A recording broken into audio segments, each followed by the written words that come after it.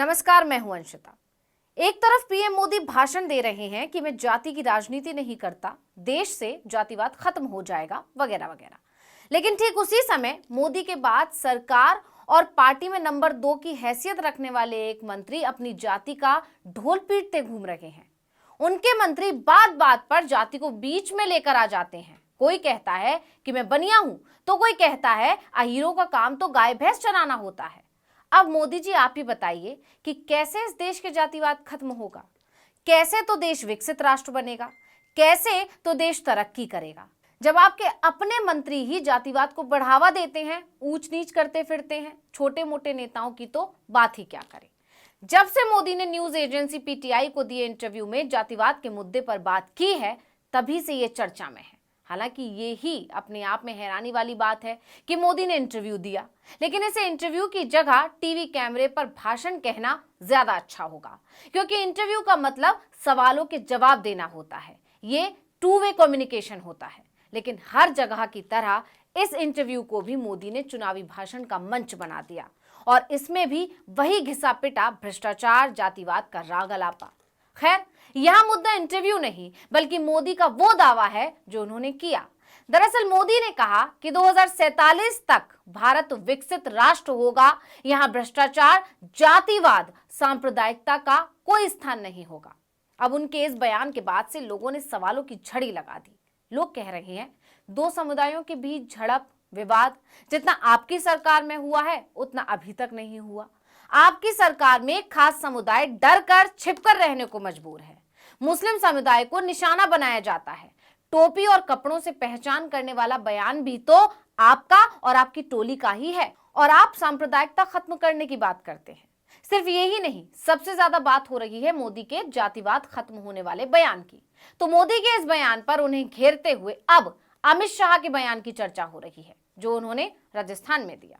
आप जानते ही हैं, राजस्थान में बीजेपी की परिवर्तन यात्रा शुरू हो चुकी है। यात्रा के दूसरे दिन अमित शाह डूंगरपुर पहुंचे। जनता को संबोधित करते हुए उन्होंने कहा कि गहलोत साहब, मैं आपको चुनौती देता हूं कि आपने अपने 5 साल के कार्यकाल में क्या किया, उसका हिसाब प्रेस कॉन्फ्रेंस करके दो। उन्होंने पूछा कि 10 साल तक यूपीए सरकार ने राजस्थान को क्या दिया। उन्होंने गहलोत पर हमला किया और कहा कि मैं बनिए का बेटा हूं और पूरा हिसाब लेकर आया हूं। कांग्रेस सरकार ने केवल 1,60,000 रुपए दिए हैं, जबकि मोदी सरकार ने राजस्थान को 8,71,000 दिए। गहलोत जी, आप पहले राजस्थान की जनता को बताइए, 10 साल तक केंद्र में यूपीए की सरकार थी, सोनिया मनमोहन की सरकार थी। यूपीए सरकार ने, कांग्रेस सरकार ने राजस्थान की जनता को क्या दिया? मगर गहलोत जी, मैं तो बनिया का बेटा हूं, हिसाब लेकर आया हूं साथ में। आप नहीं बताओगे, मैं बता देता हूं। 10 साल यूपीए की सरकार चली, सोनिया मनमोहन कांग्रेस की सरकार चली। आपने सिर्फ 1,60,000 करोड़ रुपया कांग्रेस सरकार ने राजस्थान को दिया, और नरेंद्र मोदी जी ने उनके 10 साल के 1,60,000 के सामने 9 साल में 8,71,000 करोड़ रुपया राजस्थान की जनता को दिया है। इधर तो मोदी कह रहे हैं कि देश से जातिवाद खत्म हो जाएगा, उधर अमित शाह कह रहे हैं क्योंकि वो बनिया के बेटे हैं इसलिए हिसाब किताब के पक्के हैं। यानी इनके मुताबिक हिसाब किताब करना सिर्फ बनिए को आता है, मतलब दूसरी जातियों के लोग हिसाब किताब ठीक से नहीं कर सकते।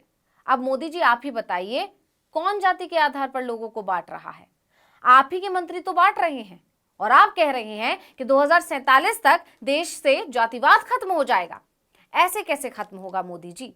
आप कपड़ों से पहचान करने की बात करते हैं, आपके मंत्री जातियों के आधार पर लोगों के कामकाज बांटने की बात करते हैं, और आप दावा कर रहे हैं कि देश से सांप्रदायिकता, जातिवाद, भ्रष्टाचार खत्म हो जाएगा। अब शाह के इस बयान की हर तरफ चर्चा हो रही है। लोग पूछ रहे हैं कि ऐसा कौन सी किताब में लिखा है कि सिर्फ बनिए ही हिसाब किताब के पक्के होते हैं, या ये कला, ये हुनर सिर्फ बनियों के पास ही है, इसलिए वो ही इस काम में निपुण है। शाह ने ऐसा कैसे कह दिया कि बनिया का बेटा हूं इसलिए पूरा हिसाब किताब लेकर आया हूं? क्या हिसाब करना सिर्फ बनिया का काम है? संविधान में तो ऐसा कहीं नहीं लिखा है।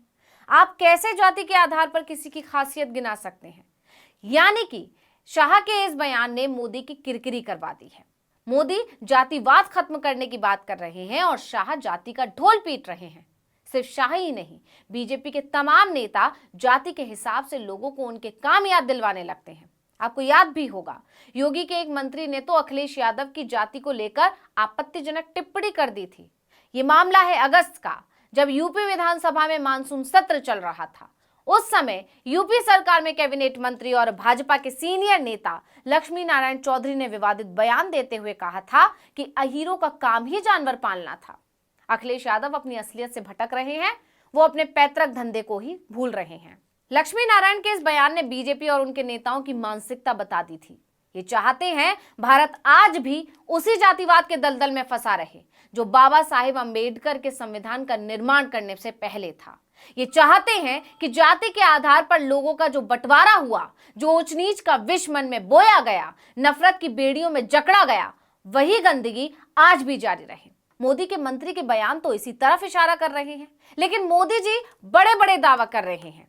वो कह रहे हैं कि 2047 तक भारत एक विकसित राष्ट्र बन जाएगा। हमारे राष्ट्रीय जीवन में भ्रष्टाचार, जातिवाद और सांप्रदायिकता का कोई स्थान नहीं होगा। लेकिन मोदी के मंत्री तो अभी तक बनिया, ब्राह्मण और अहीरों के बीच भेद करने में ही लगे हुए हैं। सिर्फ जाति के आधार पर ही नहीं, बीजेपी तो लोगों को राज्यों के आधार पर भी बांटती है। खुद मोदी का बयान इसका बड़ा सबूत है। मोदी ने अपने बयान में कहा था कि हम गुजरातियों के तो खून में ही कॉमर्स है। यानी खुद मोदी जी भेदभाव, ऊंच नीच, बंटवारे में विश्वास रखते हैं और दावा करते हैं कि देश से जातिवाद खत्म हो जाएगा, क्योंकि बीजेपी सरकार इस पर काम कर रही है। अगर वाकई बीजेपी इस पर काम कर रही है तो उनके मंत्री ऐसे बयान क्यों दे रहे हैं? क्या शाह का बयान इस तरफ इशारा नहीं करता कि बनिया के पास ही हिसाब किताब रखने का हुनर है? वहीं क्या लक्ष्मी नारायण का बयान इस तरफ इशारा नहीं करता कि पिछड़ी जाति के लोगों को आगे आने का अधिकार नहीं होना चाहिए? उस जाति के लोगों का जो काम है उसे वही करना चाहिए। ये मोदी के नेताओं की मानसिकता है और मोदी कहते हैं जातिवाद और भेदभाव खत्म करेंगे। ये तो मंत्रियों के बयान हैं। चुटभइये नेताओं के तो कहने ही क्या है। वो तो आदिवासी और बहुजन समुदाय के लोगों पर खुलेआम रौब जमाते हैं, माथे पर पेशाब कर देते हैं। जी हाँ, वही मध्य प्रदेश वाला मामला, जब बीजेपी नेता ने आदिवासी के सिर पर पेशाब कर दिया था। यही नहीं, चुनाव प्रचार के दौरान बीजेपी खुद जाति के आधार पर समीकरण तैयार करती है। किस सीट पर किस समुदाय की तादाद ज्यादा है, उस आधार पर उम्मीदवार का चयन होता है। खुद मोदी ने लाल किले के भाषण में जातियों का नाम लेकर योजनाओं का जिक्र किया था। उत्तर पूर्व के एक राज्य में दो समुदायों के बीच जो हालात हैं वो जातिवाद और सांप्रदायवाद नहीं तो और क्या है? बीजेपी पर इसे भड़काने के आरोप हैं। राज्य की भाजपा सरकार पूरी तरह से फेल हो चुकी है और जिम्मेदारी लेने से भाग खड़ी हुई है। अब लोग मजे ले रहे हैं कि मोदी जी अपना ज्ञान थोड़ा बहुत अपने मंत्रियों को भी दिया कीजिए।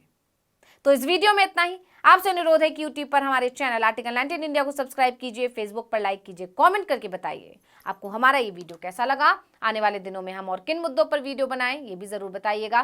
ट्विटर हैंडल है आर्टिकल 19 _ इंडिया, इसको भी फॉलो कर लीजिए। नमस्कार।